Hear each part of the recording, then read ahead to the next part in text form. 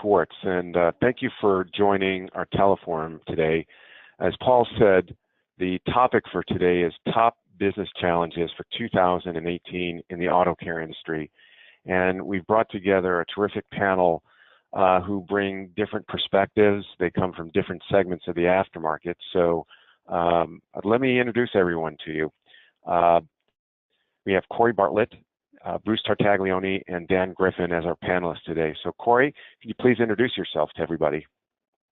Thanks, Rick. Bartlett, President and CEO of Automotive Parts Headquarters, warehouse distributor and a group of corporate stores based in St. Cloud, Minnesota, with stores throughout Minnesota, Wisconsin, North Dakota, South Dakota, the UP of Michigan, and Montana.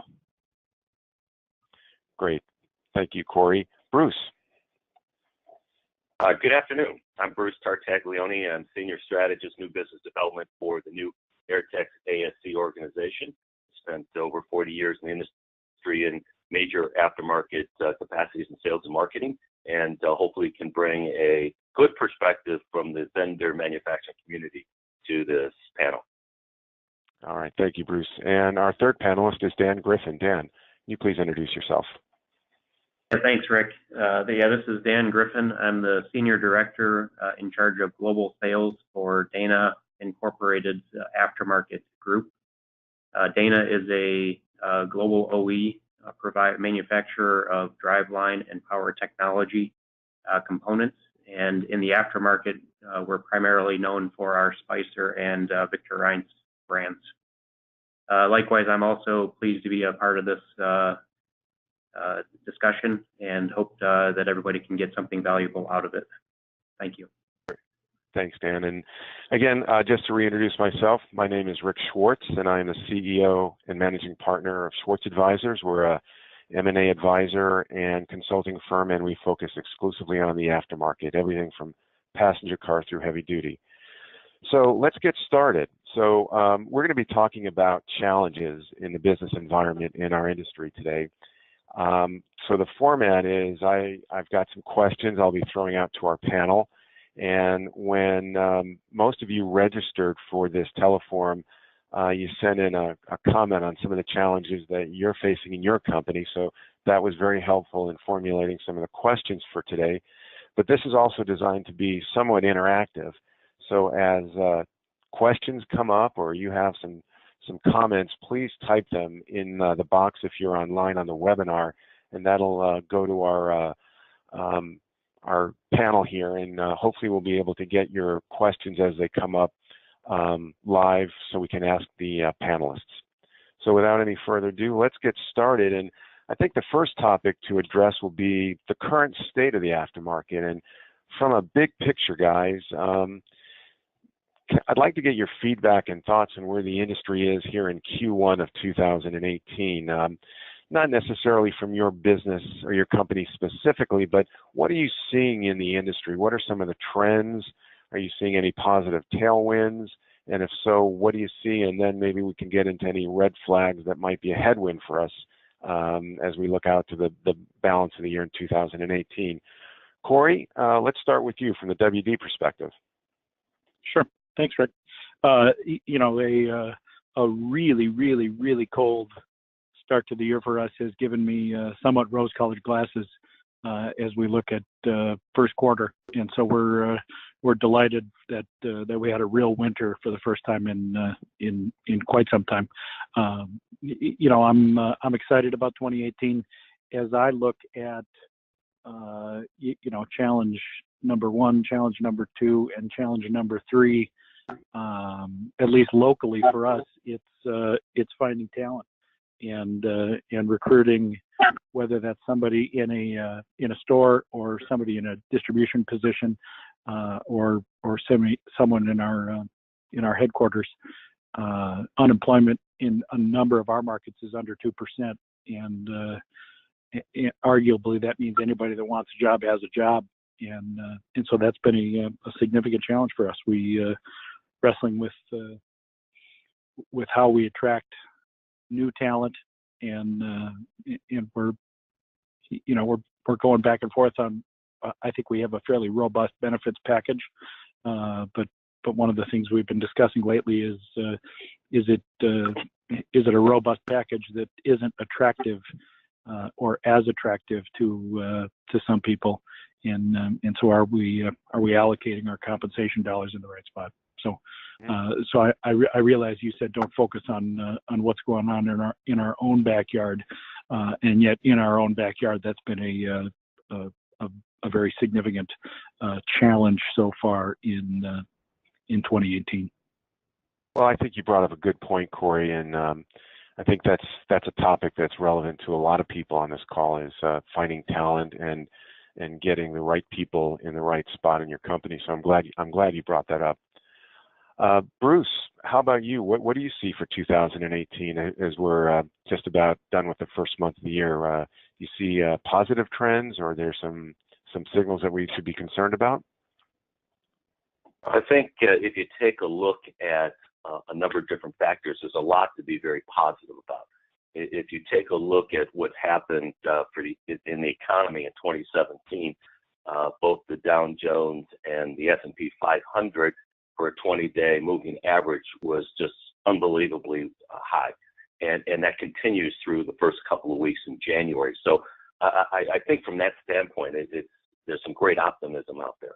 I think in the end of 2017, I think the businesses were affected somewhat negatively by some of the natural disasters. When we talk about the hurricanes in Florida and Houston, and the fires and flooding in California, it was a fairly good setback for the industry, especially in the service level end of our business. However, with the extreme cold in the Midwest and the East Coast, I think there's a great opportunity that's taken place for warehouse distributors and stores to alleviate some of the heavy inventory they had at winter items. I think if you take a look in anybody's inventory, try finding a battery today. It's probably not very easy. Winter chemicals are off the shelf. Kind of surprising that turning electrical probably isn't doing a little better than it should, and maybe even struts and shocks you would expect for the damage done to the roads and the repairs, but we don't see that happening. Of course, I would think a lot of the consumers are waiting to the end of the season to have those repairs done. Brakes doesn't seem to be doing very well right now, so it looks like the winter has run its course in the Midwest and East, and as a result, it's given the ability of our distribution partners to be able to shake some inventory from the shelves. If you take a look at some of the statistics out in the marketplace right now, AASA just released some of their fourth quarter numbers, and they're pretty positive. 62% of the respondents talked about substantial to maybe slight increases in revenue for that time period.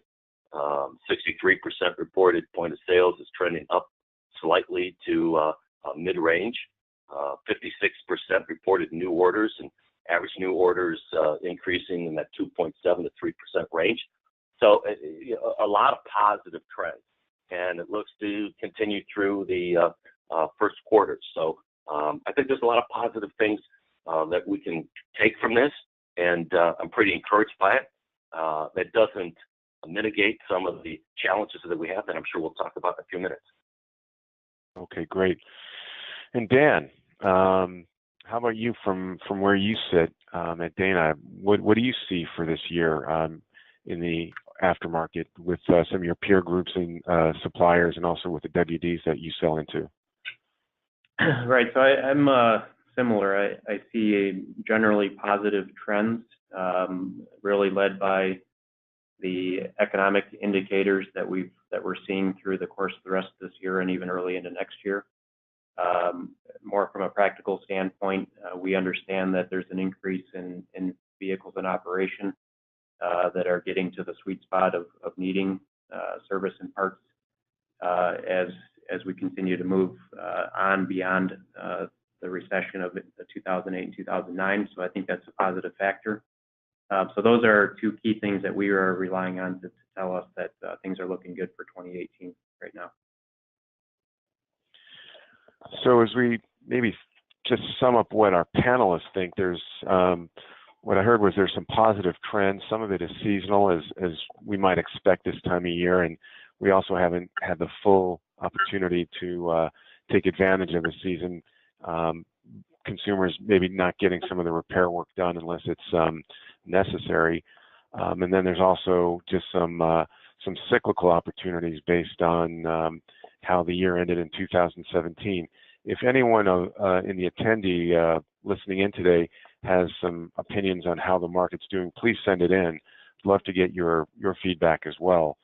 So as we look to the rest of this year, it sounds like there's some tailwinds in favor of the aftermarket, but it's about executing. And as Corey said, getting the right people on board is critical to taking advantage of some of the different trends that favor the aftermarket right now. Well, that's positive, and that's encouraging, guys, as we look to the rest of this year.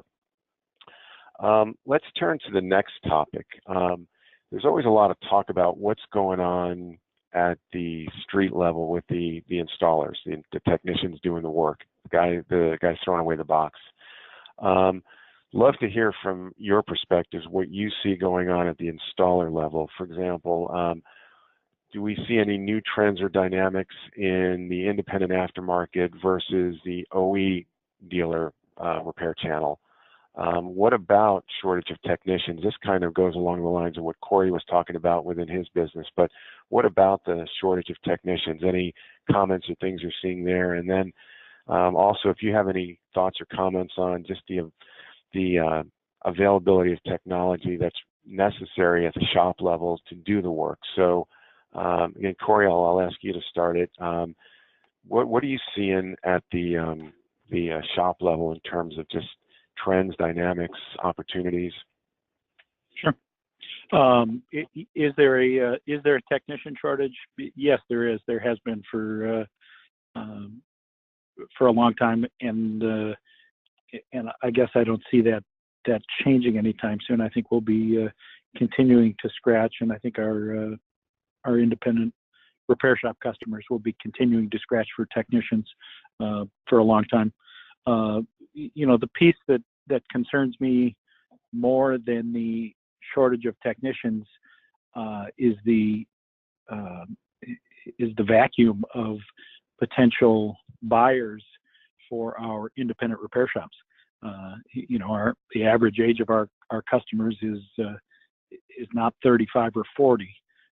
These are guys with gray hair, and as they approach whatever their magic number is for retirement, whether it's the ability or desire of their employees to buy the place, it seems to be a real challenge to find a transition plan for those shop owners. And so it happens far too often now. We'll get the call from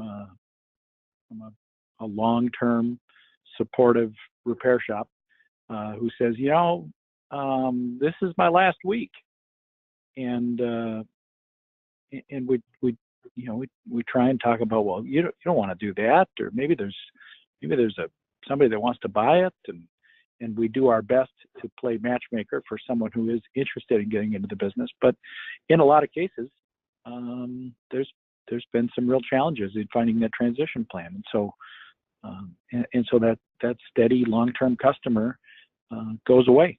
And I realized that business doesn't necessarily go away. People still get their cars fixed, but if that particular shop disappears, there's a real good chance that customer may go to an OE dealer. They may go to somebody where we're not getting the business, and so we're focused on helping our independent installers transition their business. As I say that, we're not necessarily always good at that, and so that's a big concern of mine. From a technology standpoint, it feels like we're a little bit over the hump. Shops that are invested and shops that have a horizon beyond next week are able to leverage today's technology tools to fix yesterday's and today's vehicles. And so, always a concern, but it feels like we've somewhat solved that challenge. Great, thanks. Bruce, what about you from where you take a look at the industry? What do you see going on at the shop level? Well, I'd have to agree with a lot of the comments that were just made. There is a definite shortage of technicians, and it's been exuberated now by the fact that the baby boomer owners and technicians are nearing full retirement age. And the school programs that have fed the shops with trained technicians at the entry level are almost non-existent. There are some community college programs out there, but not enough that can turn out the number of qualified technicians is required for our industry. One of the interesting facts that's taking place now is that there is, no surprise to anyone, a tremendous amount of cost and investment in technology and equipment for the shop owners today to stay current, and the great need for technical training and the major concern of not having that data, not having that information to service the vehicles coming out today, especially when it gets into the electric vehicles and the coming driver assistance systems in those vehicles. But it's interesting to see that there are younger, more business savvy shop owners are now beginning to acquire some of these shops from the older owners that wanting to retire. And now they're becoming multi-store owners. And the belief from that perspective is that they need to grow, they need the increased revenue in order to keep up with the cost and the expense of keeping up with technology and buying the equipment. So I think what you're going to see is a elimination of some of the single shop owners and more multi-shop owners to, again, to get the required revenue to keep up with the cost of running their business. I think what you're also going to find out is the need from some of these shop owners to have programs that are, we like to call business coaching programs that have repair center experience, so they can help the shop owners and help them with the proper mindset and the proper tools to get through some of the issues that they're having. We think that, again, there's going to be a big push on expanding the number of bays in order to compete. And the good news is we're starting to see some of the younger shop owners helping themselves by buying out some of the boomer baby owners that are retiring and need to get out. Okay, great. That's I think very insightful. And Dan, any other comments on this topic? Yeah, I think while we're maybe a step away from maybe Corey and team, but we still have to pay attention to the shift from the independent installers to the OE dealers. And I think there's a recent study that came out that showed that, in 2012, about 8% of the share was with the OE dealers, and now it's projected to go to 20% plus in the very near future. So I think it's definitely a real trend. For us, what it means is we have to continue to monitor and be sure about what channels we're focusing on to make sure that the products are getting to the end consumers, but also training, which is an important part of what we do for the installer, making sure that our focus in training, but also the content and methods that we train are up to date with the new wave of technicians coming into the market. Great. All right, so we're going to turn our attention now to some of the questions and feedback we got from attendees. So to the panel, we got a good question that got sent in.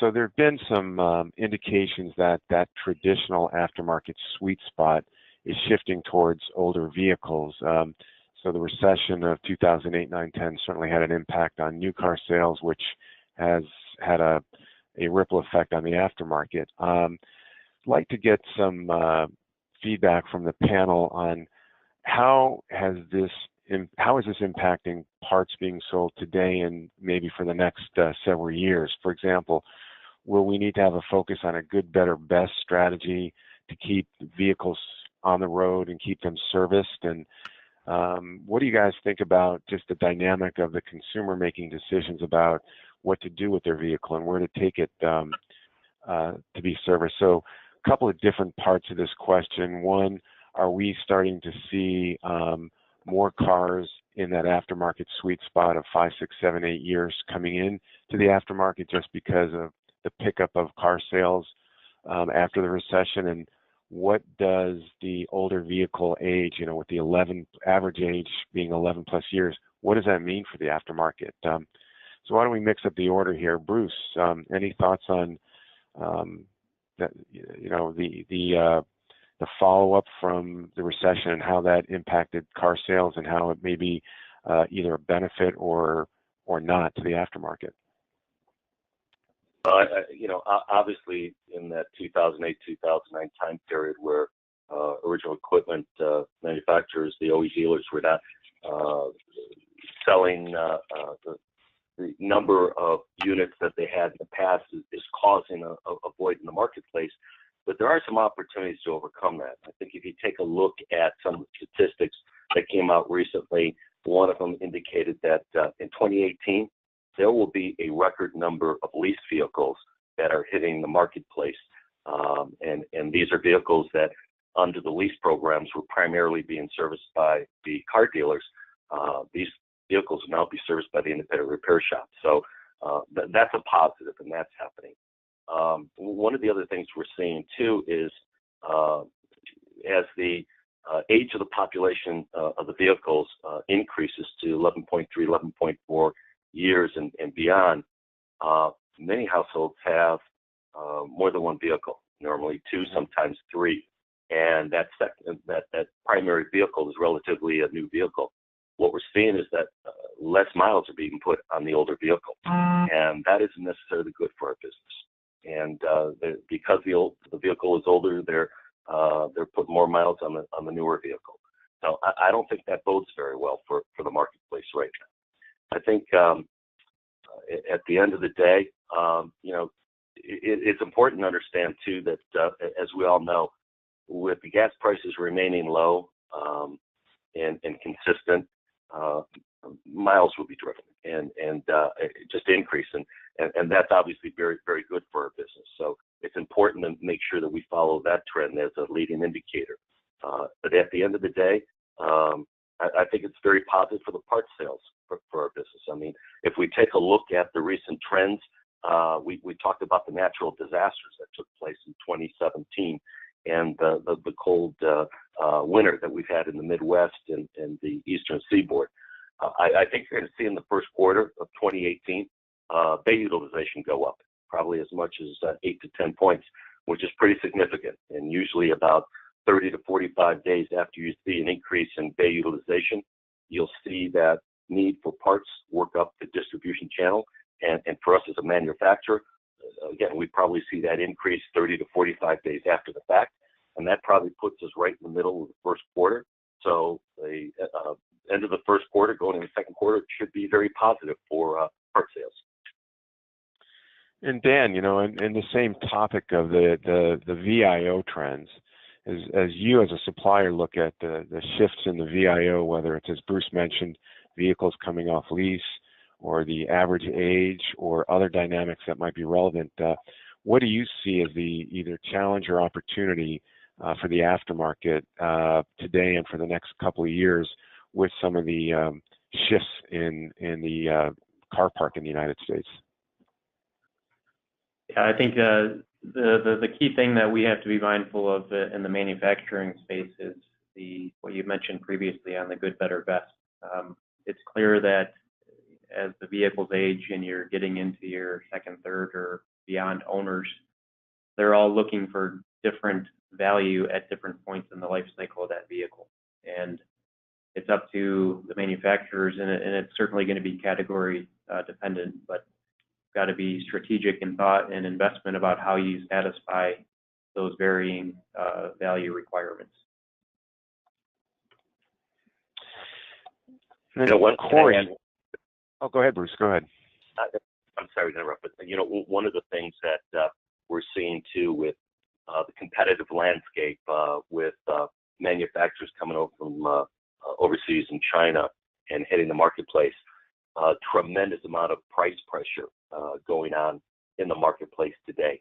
And with those price pressures, that gap between a premium product that we all like to sell and install, that price point is getting darn close to where the economy lines are, and I think at some point in time, that's going to have an effect on the economy lines out there, where that price point between the economy and the premium has narrowed to the point that there's an opportunity to upsell. So the bad news is the pricing pressures will continue. The good news is I think that gives us an opportunity as an industry to sell more premium product because that price differential between the premium and the economy is closing, and that gap is just getting more and more narrow all the time. So Corey, so maybe following up along the train of thought from Bruce's comment about premium products and price pressure, from your perspective as a WD, the brands matter. When you're out with your sales guys talking to customers, what's the feedback that you're seeing in your neck of the woods up there in Minnesota? Sure.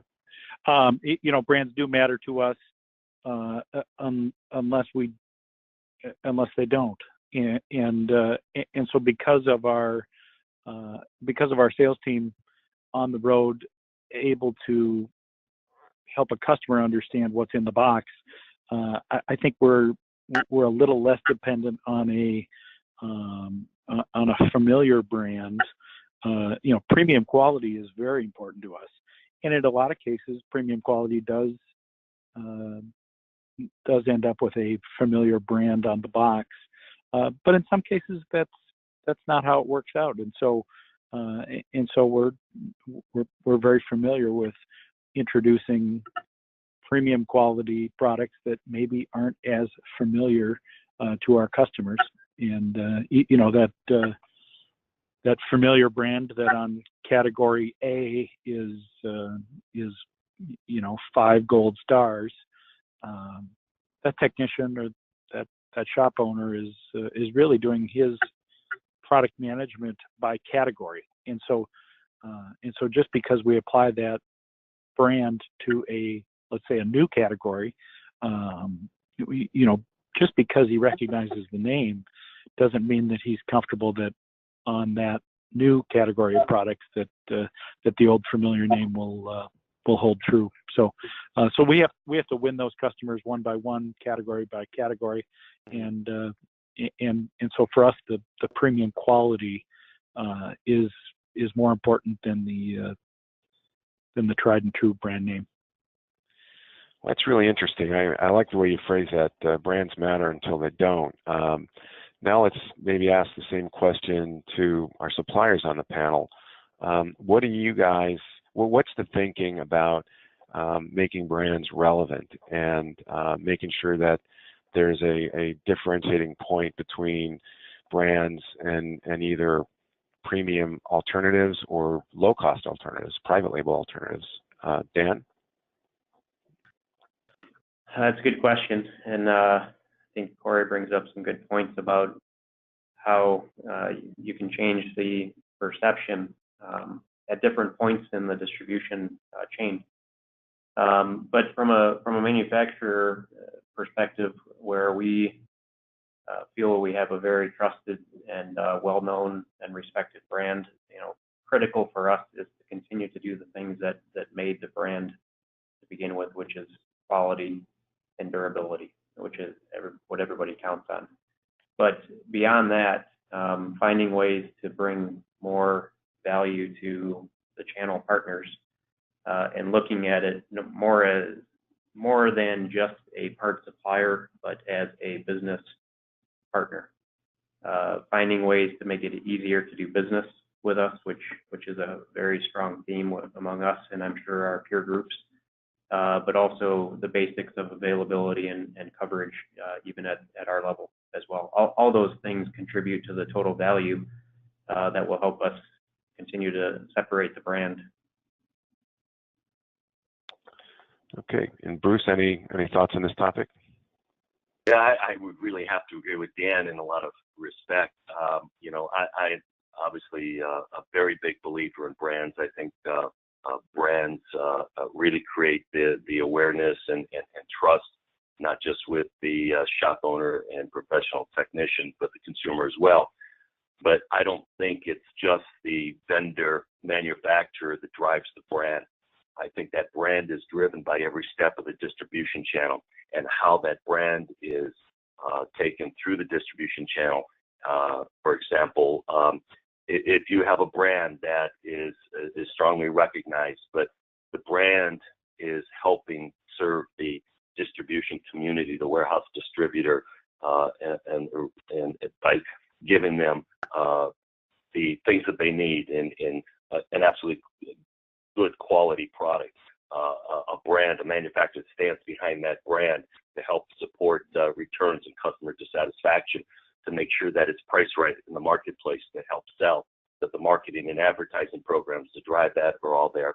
And if that's perpetuated through the distribution channel, I think it adds to the brand awareness and the brand loyalty out there. At the end of the day, the brands do drive business with the shop owner.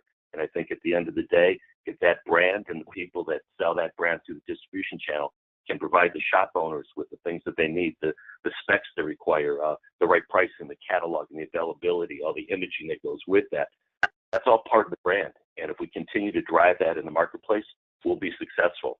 I will have to tell you too that brands aren't necessarily just some of the brands that we've grown up with and known as a basic manufacturer brand. A lot of the distribution partners in the marketplace have spent a lot of time, money, and energy on developing their own brands. And they're no longer label brands, they are true national brands. So I do believe brands are still very important in the marketplace, but it's how that brand is taken through the distribution channel that will determine whether it's successful or not. I think this is a topic that we could probably spend a lot more time on. We're going to cover some more ground, but I think a punchline that I'm hearing from the three panelists is brands matter, but maybe there's a caveat to that one, it's obviously how the company and the distribution channel manages the brand, and maybe the way we think about brands in the aftermarket is changing because some of the private label brands have now become true national brands, and maybe some of the brands that are relevant are not necessarily the brands that we've always thought about in the industry. Let's move on to a big topic that is something that I think most people on this call and most people in this industry are thinking about or dealing with every day, and that's e-commerce. The question isn't, is e-commerce coming? Because it's here. As a matter of fact, there was a report that just came out this week from Global Market Insights that had some projections on the size of e-commerce in the next couple of years, the next 4 or 5 years, and some of the specific categories that might benefit from a boom in more online sales. So I think the question is, where is e-commerce having most success? Where are you seeing most of the success? And what do you think the future is? I mean, there's no doubt that e-commerce is making headway in more of the DIY channels.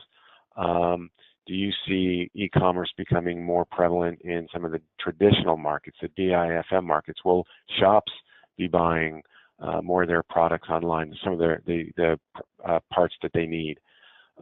So let's just get a conversation going about where you see e-commerce and what are the opportunities to take advantage of this trend. Dan, I'll start with you. Sure. So it's obvious to me, having been engaged in various discussions on this over the last 6 to 9 months, that different manufacturers are taking different approaches to the end market with the support of e-commerce. And certainly Dana has its way of going about that as well. But I think where we are, and maybe some of our peers are really trying to leverage e-commerce, is also through developing that partnership with our channel partners, the distributors, the retailers, et cetera. And so we've made a well-publicized push to create a system that continues to make it easier to do business with Dana through understanding of part availability, through understanding of data and content management, and giving more of that data access at the fingertips.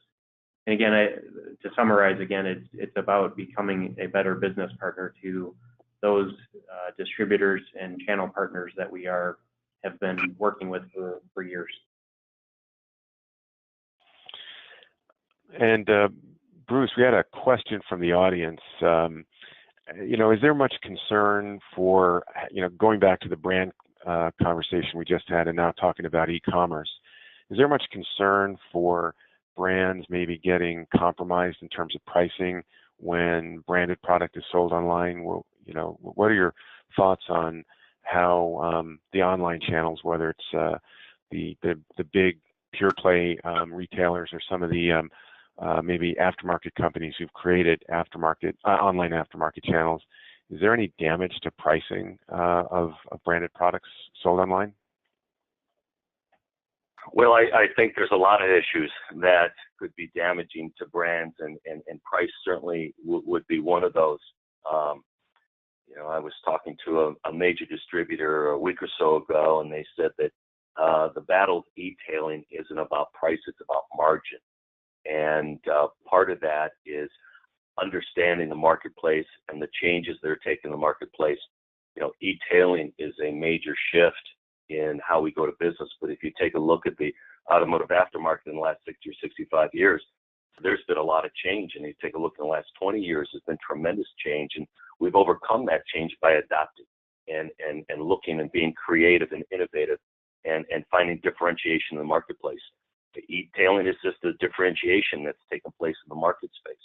And the key is for us to react properly, understand that it's part of the market. It's going to continue to be part of the market, and it's probably going to expand. It's certainly not going to go away. And the successful companies, whether you're a manufacturer or distributor competing with e-tailing, needs to understand that we need to get back to the core basis of our business. What's really important? What's really going to drive part sales?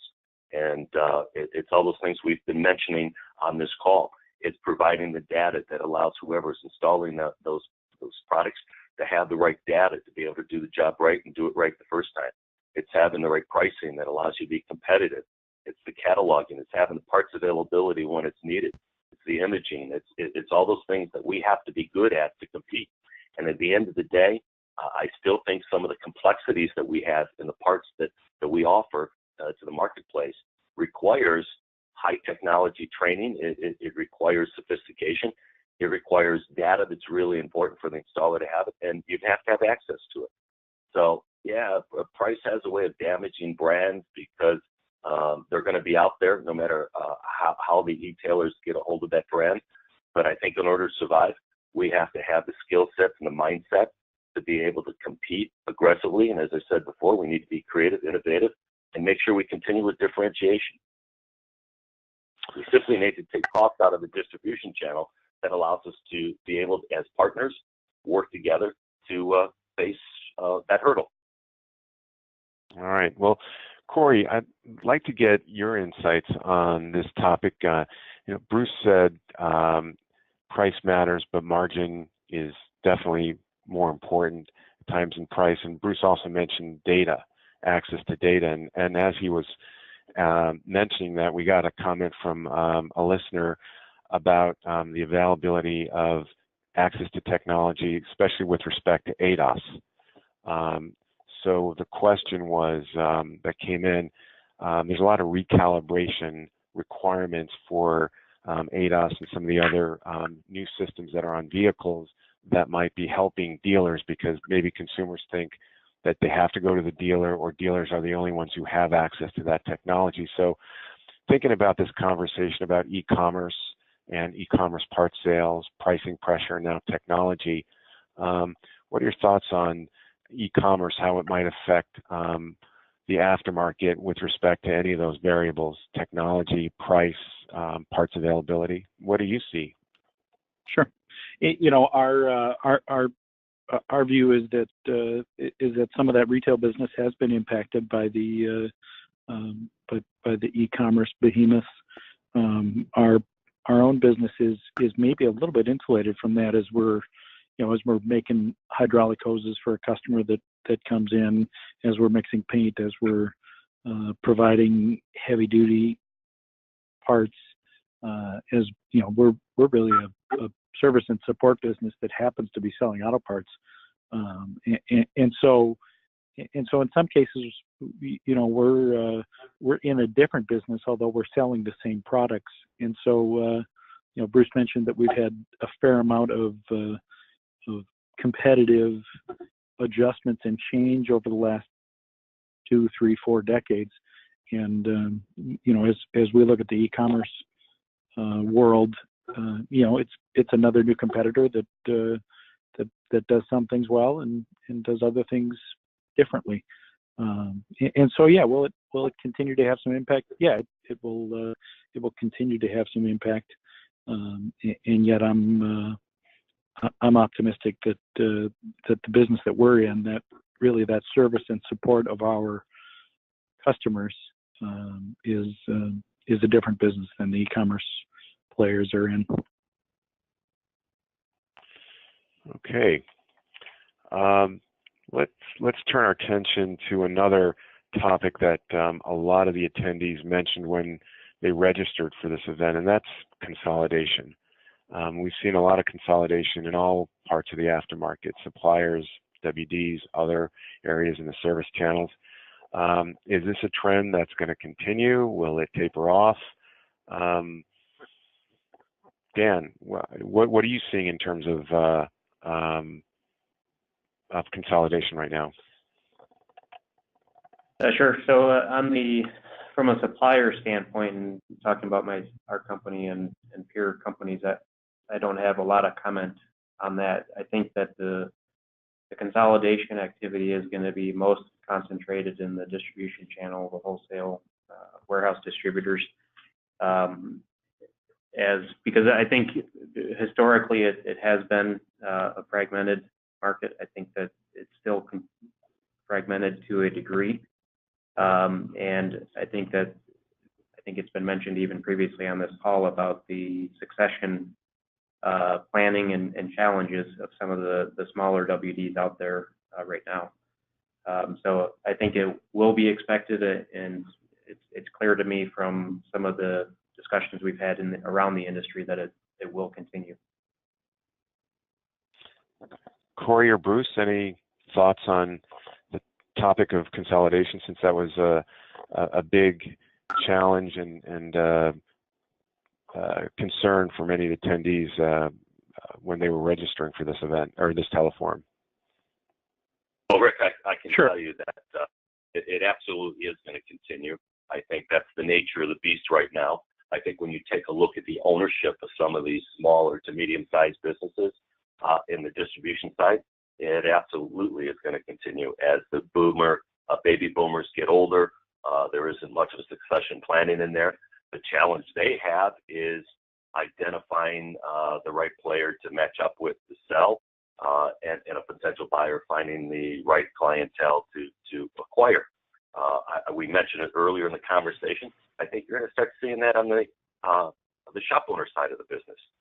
In order to compete and stay viable in the marketplace, and to be able to pay for the high overhead costs for equipment and training and data, they're going to have to expand their businesses.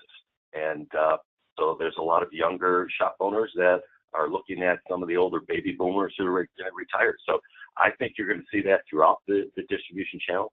At the end of the day, one of the issues we have in this marketplace is there is so much inventory out in the marketplace, and inventory that far exceeds the life cycle of any part. And because of that, you're going to see continued consolidation. There's only so much that you can expand and grow. I think you're going to start seeing some of the big box providers slow down on opening new stores. But I think the bigger are going to get bigger, and some of the smaller are just going to go off into the sunset. But consolidation in our business at all levels is far from over. All right. I think Rick, I would agree. I think we have some significant consolidation yet to happen, and we've been fortunate to be able to partner with and acquire some very successful businesses over the years. And for us, it's pretty simple math. The inventory required help our team at the counter say yes, those requirements go up every day, every month, every year. And so if we are going to have the inventory that our customers need, we know those inventory requirements are going to go up. If we're going to be able to satisfy those needs, we need to grow our volume. And so as there's some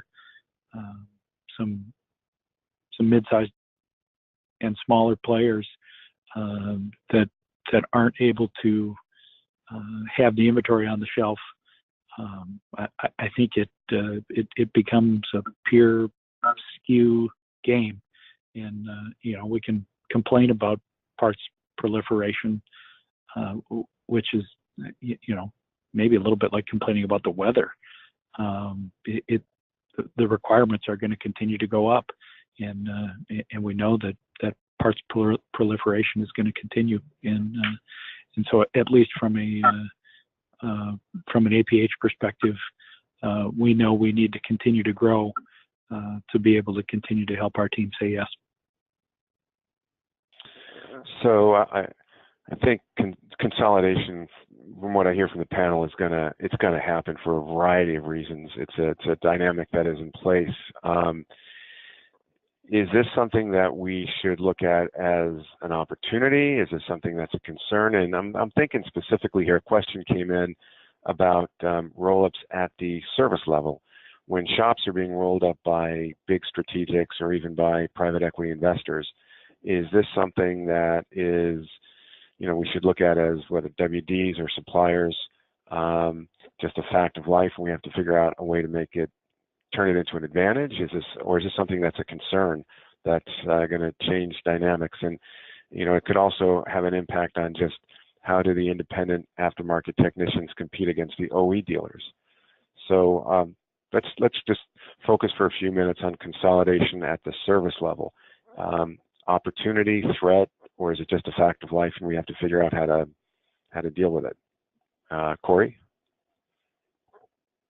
Yeah, I would vote for column 3. I think there's going to be more shop level consolidation, and we need to deal with it. I would prefer to view it as an opportunity, and yet I'm sure there'll be some challenges along with it. But I see a world where more and more of those bays will be controlled by multi-store operators. Okay. And Dan, any thoughts about the service level, consolidation at the service level from your perspective? I think it represents more of an opportunity as well. And the way that I see it from a manufacturer standpoint, I referenced training before, and I think the fewer outlets or fewer channels that you have to address from a training standpoint it makes it easier to standardize and get better quality training out to a greater mass of the installers. All right, and then Bruce, any thoughts on this topic? We've said it a couple of times now that in order to compete, the shop owner needs to find additional revenue, new income to help offset the high cost of new equipment and technology to stay in business. I think it's becoming more and more difficult for the single shop owner to be able to do that and invest that kind of money without the additional revenue. So I think it's all of the above. I think it's a fact of life, but I think it's good because at the end of the day, the independent repair shop that has grown and has the revenue to cover those costs are probably going to be able to address the needs of the consumer on a much higher level, and therefore at the end of the day, be more successful themselves, which in turn is going to provide success all the way up the distribution channel. All right. Well, in the remaining 10 minutes or so in this panel, there's one other big topic I think a lot of people wanted to hear about, and that's the impact of electric vehicles, hybrid engines, basically the changing powertrain. It's coming. It's here. Tesla, obviously. Chevy has electric cars. We're finding almost every OEM either has or is going to have a significant number of EV models available. But what is the reality today and maybe in the next 5 years on EVs and some of the hybrid engines on the aftermarket? And the long-term tail of EVs is certainly out there, but when is that going to start having a significant impact on the aftermarket? Looking at just pure EV vehicles, the number of mechanical parts, moving parts is significantly less than an internal combustion engine. So ultimately there will be some shifts in the inventory requirements, but that could take a while. So Dan, you know, EVs are coming, they're here, but is that really impacting our industry today, or is this something that we need to be thinking about, but it's more of a longer term impact on the industry? I believe the greater impact is further down the road because of the existing vehicle population, which will be in service for 5, 10, 15 more years. And obviously we've seen in the last 5 to 10 years that EV proliferation has been at a very, very gradual pace. There are still some things that have to happen in order for EVs to be accepted by the masses. So I expect that trend to continue to be gradual in the next 5 years. And to your point about the specific parts in service, certainly there will be fewer parts that need to be serviced, but those parts will be more complex than what we're doing today. And of course, it'll significantly change the makeup and the types of parts that are out there and available for service. Okay. Corey or Bruce, any thoughts on the impact of EV and hybrids on just the overall aftermarket? Sure. It feels like the electric and hybrid vehicles are here. We get some machine shop business on some hybrid engines. We have some battery business for Priuses and other hybrids. But boy, is it a small percentage of the vehicles on the road today. And so yeah, as that percentage increases, I think it will cause us to be inventorying different items and to be approaching those customers and those vehicles in a slightly different way. But it feels like a remarkably slow motion trend as we look at it impacting a very small but yes, growing percentage of VIO. All right, guys. Well, at the top of the teleforum, we talked about the outlook for 2018. We also got a lot of comments from attendees just asking about growth, not just this year, but over the next maybe 3 to 5 years. We could quickly go around the table and love to get your thoughts on growth opportunities, not just this year, but as I said, the next handful of years. Are we going to see the same levels of growth that we've seen historically in the aftermarket? Will there be some spikes? And obviously no one knows about things that are out of our control, like the economy, but generally speaking, what do you guys see as growth? Will it be basically the future looks similar to what we've seen historically, or any other spikes that we should be aware of or thinking about? Bruce? Rick, we talked about a lot of positive things that are happening in the marketplace, and I think looking forward, I don't think we're going to see some outrageous growth records being set. I think if you take a look at growth in that 3.5% range, which is pretty decent, I think it's something to expect, something to look forward to.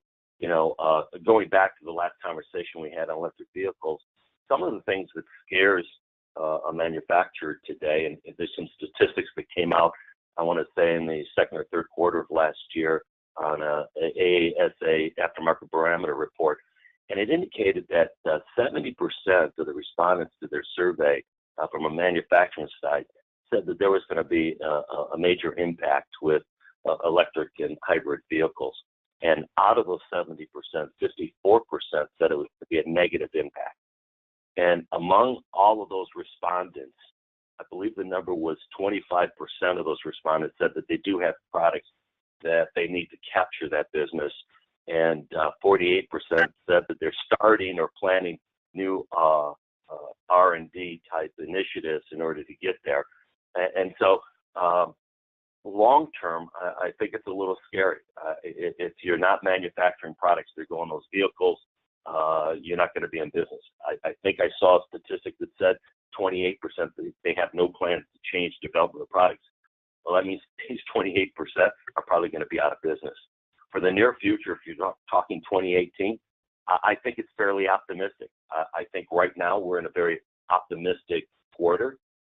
If I had a crystal ball and wanted to project out to the balance of 2018, I would probably temper that a little bit and use the term cautious optimism, not knowing what's going to happen politically. As we talked earlier in the conversation, the economy is going strong, but who knows what can happen. So I think we can expect the typical 2.5% to 3% increase. I think there's reason to be cautiously optimistic moving forward, and that should take us through at least the second quarter of 2018. Well, we've run out of time, everyone. I want to thank Corey Bartlett, Bruce Tartaglione, and Dan Griffin for being on the panel. I also want to thank all the attendees for participating and sending in questions and comments. We heard a lot of interesting comments today, just recapping a few major trends that I heard. One, talent, just finding talent, whether it's at the shop level or in companies, is critical. We heard some cautious optimism as the outlook both this year and the near term in the aftermarket. Growth will continue, even though things are changing with e-commerce and electric vehicles and new technologies on board vehicles. That's changing the landscape in the aftermarket, but it's also creating opportunities. And as we look at how business is done, brands matter, but we may need to think about brands differently. And it's not always about price, although that's critical. It's also about margin. And then another key trend that I think we're all aware of is consolidation. And consolidation's happening. It's somewhat of a force that, it's creating new opportunities. So rather than try and hide from it, I think we just got to see how within our respective businesses we can look at consolidation as an opportunity. And electric vehicles will continue to get all the press because it's something that's of interest. But I think those of us in the industry see that while it's here, it's going to be, as Corey said, more of a slow motion impact on the aftermarket, but it will create changes. And those of us who are maybe getting ahead of the curve on EV and the changes, I think have a chance to benefit long term. There's a lot of other topics that we were not able to get to in the time available, but I want to thank everyone, and I want to thank the Auto Care Association for hosting this. If you have any comments or questions, please send them into the Auto Care Association, and we appreciate your participation and look forward to having you all on the next teleforum. This is Rick Schwartz. Thank you very much. I also want to thank the panelists for a very interesting and educational session and for taking the time to share their knowledge and experience. Also, a big thank you to Mr. Schwartz for moderating the session today. Just a quick announcement, the next teleforum will take place in April, and the topic will be the Trump administration's second year and its impact on the aftermarket. Thank you again all for joining us. Thanks. Bye.